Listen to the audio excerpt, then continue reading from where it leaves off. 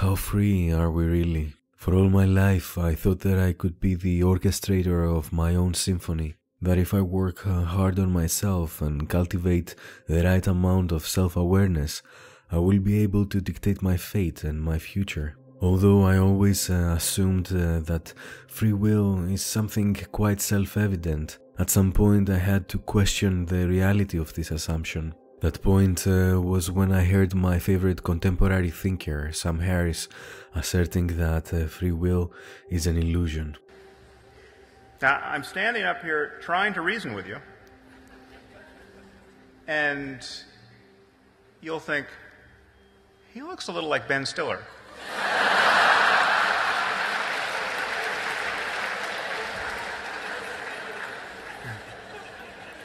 I was hoping I didn't look that much like Ben Stiller. Thoughts just emerge in consciousness. Okay, we are not authoring them. We can't think them, we can't choose them before we think them. That would require that we think them before we think them. If you can't control your next thought, and you don't know what it's going to be until it appears, where is your freedom of will? There's so much to unpack here, so let's start with the fundamentals.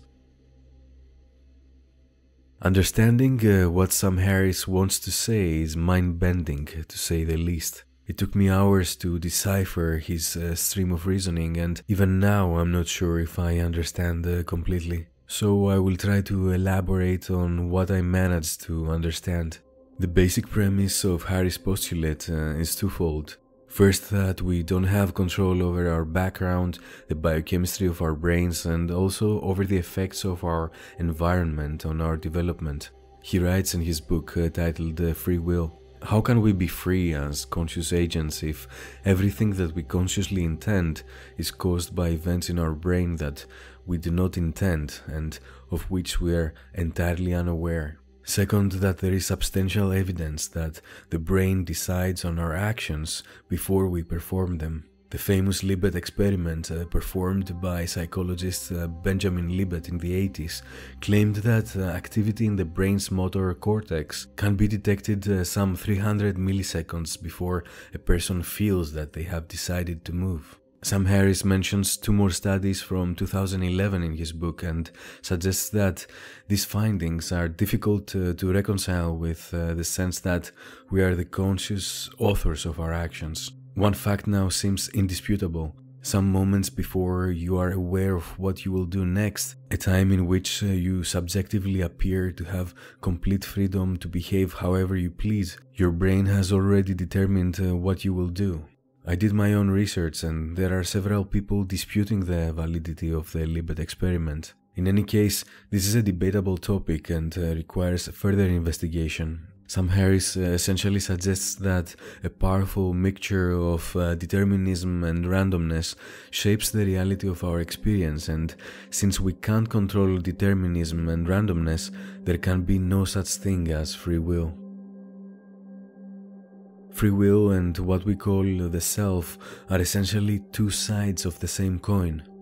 The self is an illusion, the sense of being an ego, an I, a thinker of thoughts in addition to the thoughts, an experiencer in addition to the experience. The sense that we all have of riding around inside our heads as a kind of a passenger in the vehicle of the body. That's where most people start when they think about any of these questions. Most people don't feel identical to their bodies. They feel like they have bodies. They feel like they're inside the body, and most people feel like they're inside their heads.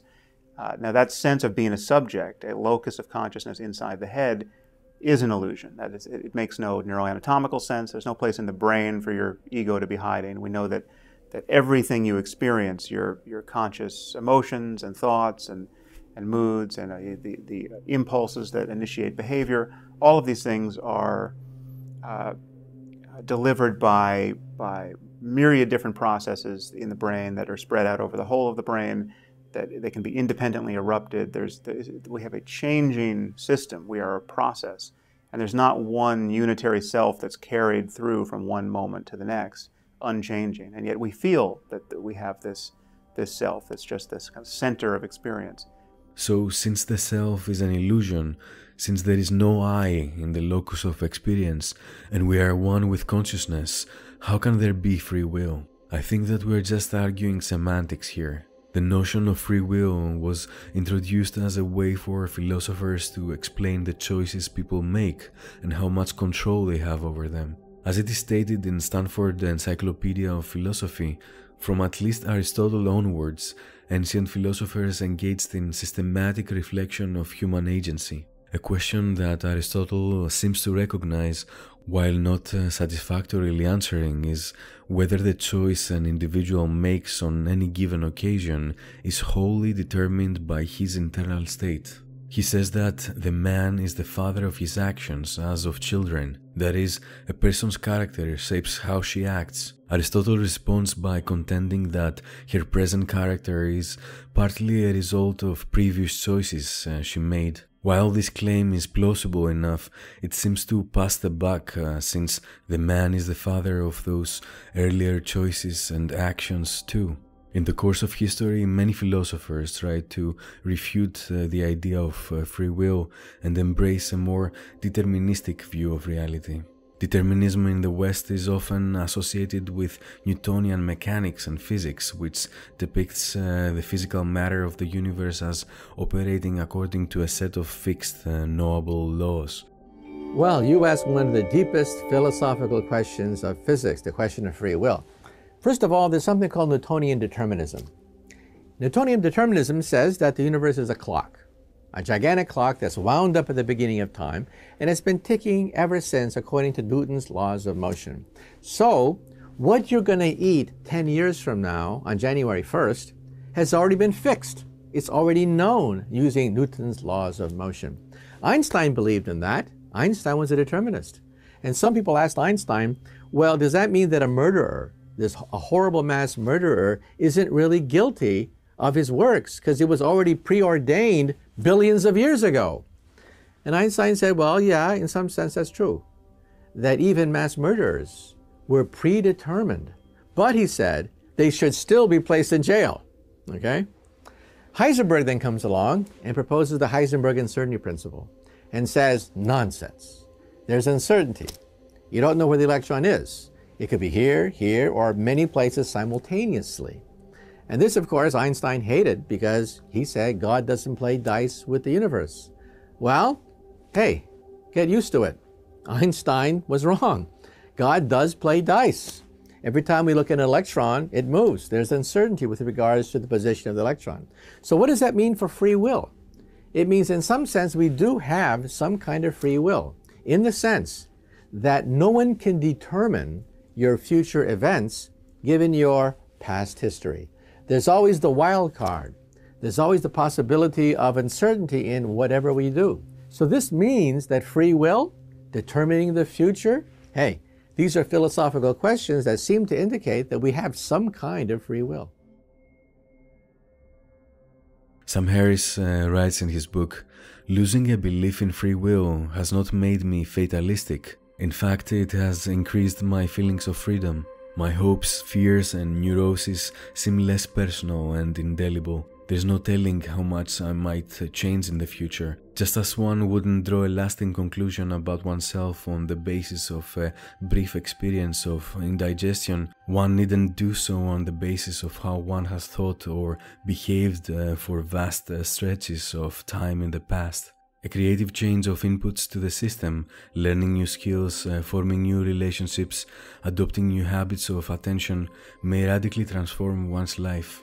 The point Harris tries to make is also twofold. First, that our moral interpretation of others' actions should be conducted under the prism of a background check.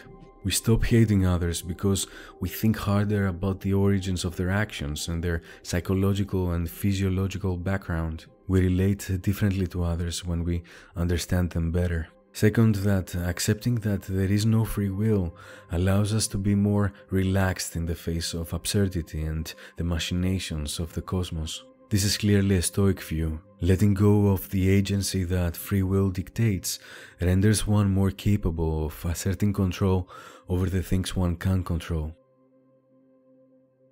Free will isn't free. It comes at a cost. If you believe that there is no free will, the cost is how to accept that the idea of self doesn't matter anymore, that you just are, that you are not the one pulling the strings anymore. You're not in the cockpit of your experience, you're just floating in your experience. But maybe there is freedom in floating. This is a very liberating feeling for some, but it can also be a very disturbing feeling for others. Rejecting free will shouldn't make you a fatalist. Evolution isn't an act of free will. It is a part of the mechanics of the cosmos that tries to push us towards a certain state. I'm not really sure about the exact future of that state. I can only look at human history, try to recognize patterns, and offer a vague idea of the future based on those patterns. If on the other hand you believe that there is free will, the cost is how to be a more responsible human being.